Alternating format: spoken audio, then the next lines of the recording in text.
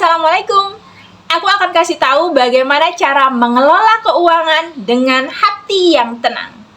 Tentunya harus ada keseimbangan antara perencanaan praktis dan nilai spiritualnya. Oke, yang pertama adalah kamu harus mensyukuri setiap rezeki yang datang, sekecil apapun itu. Yang kedua, kamu harus dapat membedakan antara keinginan dan kebutuhan. Yang ketiga, ubah mindset. Uang hanya sebagai alat, bukan sebagai tujuan. Jadikan uang sebagai sarana untuk mencapai kesejahteraan, bukan jadi beban. Yang keempat, mulai membuat perencanaan keuangan dengan doa dan niat yang baik. Dan aku akan kasih tahu bagaimana cara membuat anggaran dengan metode 10, 20, 30, 40. Jadi, terus ikuti video aku ya. Oke? Bismillah. Perencanaan keuangan dengan metode 10, 20, 30, 40.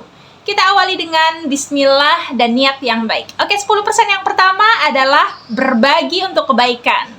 Jadi, seperti infak, sedekah, zakat, keluarkan di awal, bukan dari uang sisa.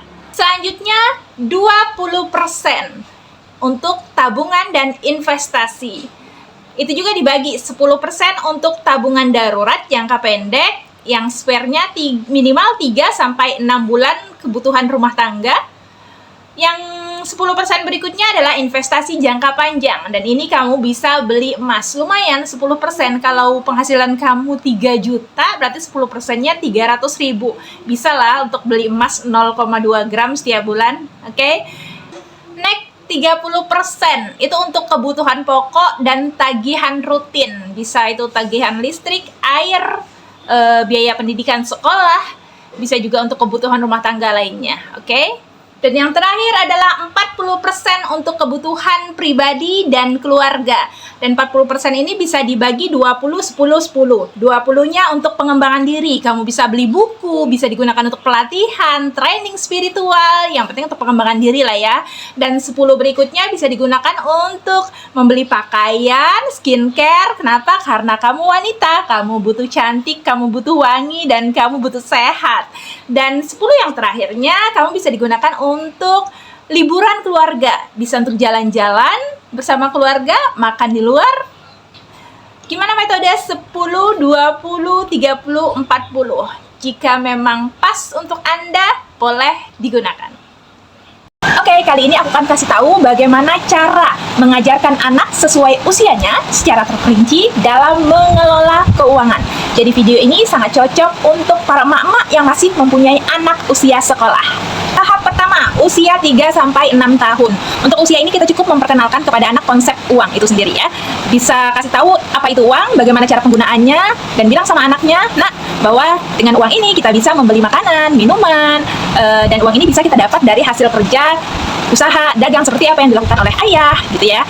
Dan cara kenalnya juga kita boleh dengan cara bermain jual beli. Tahap 2. Oke, di tahap ini adalah untuk anak usia 5-8 tahun. Pada tahap ini kita sudah boleh mulai mengenalkan konsep menabung. Bagaimana caranya? Yaitu dengan cara menyiapkan celengan dengan tujuan spesifik. Misalkan celengan untuk membeli mainan atau celengan untuk membeli buku. Nah, setelah itu biarkan anaknya menabung setiap hari, dan kita kasih tahu sama anaknya, nah, kalau kamu menabung setiap hari, maka kamu bisa beli mainan tanpa langsung meminta uang dari ayah dan bunda. Tahap 3, usia 7-10 tahun, yaitu mengenalkan perbedaan antara kebutuhan dan keinginan. Tujuannya apa? Agar anak bisa membedakan mana yang benar-benar ia butuhkan atau mana yang hanya diinginkan saja. Kita boleh ngobrol ke anaknya, oke nak, apakah ini benar-benar kamu butuhkan atau hanya kamu inginkan saja? Kalau misalkan anak hanya menjawab, ini hanya keinginan, maka katakan, nak, kita punya banyak kebutuhan, sebaiknya kita beli sesuai dengan kebutuhan saja ya. Tahap keempat, untuk anak usia 7-12 tahun, yaitu mengenalkan konsep berbagi dan sedekah. Kasih tahu ke anaknya bahwa, nak, uang yang kita punya ini bukan hanya untuk diri kita sendiri, tapi juga bisa digunakan untuk membantu orang lain. Aku punya temen ya, yang anaknya dari hari Senin sampai hari Kamis, ia sisihkan uang jajannya untuk sedekah. Ia kumpulkan, dia punya kotak khusus, kotak sedekah, dikumpulkan Senin sampai Kamis, dan di hari Jumatnya ia serahkan ke kepada ibunya untuk apa? Untuk sedekah gerakan Jumat Berkah. Keren banget kan anak ini? Dan terakhir, tahap kelima untuk anak usia 10 sampai 12 tahun, yaitu mengajarkan anak konsep investasi sederhana. Dengan cara apa? Dengan cara menabung emas.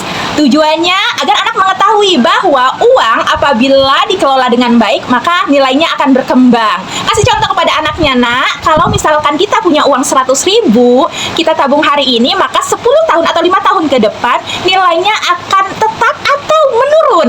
Namun, ya kalau kita menabung emas, maka 5 tahun ke depan nilainya akan berkembang, akan lebih bernilai emas itu. Demikian tahap-tahap yang bisa kita jadikan acuan untuk mengajarkan anak bagaimana cara mengelola keuangan dengan baik. Siap dipraktekkan?